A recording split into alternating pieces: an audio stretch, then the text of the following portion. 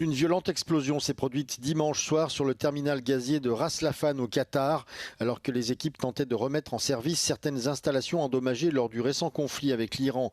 Selon le ministère qatari de l'Intérieur, au moins 54 personnes ont été blessées, 18 autres étaient toujours portées disparues plusieurs heures après l'explosion. Les autorités évoquent à ce stade un incident technique et poursuivent les recherches pour retrouver les personnes manquantes. Ras Laffan est un site stratégique pour l'économie mondiale. Il abrite le plus grand complexe d'exportation de gaz naturel liquéfié au monde.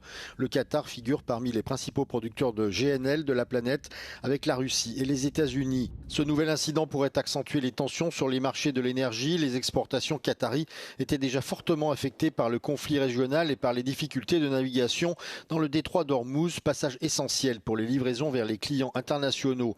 En mars dernier, un missile iranien avait frappé le terminal de Ras Laffan, provoquant un important incendie et des dégâts considérables. Selon le ministre de l'Énergie, cette attaque avait réduit de près de 17% les capacités d'exportation de GNL du pays, avec des réparations estimées entre 3 et 5 ans.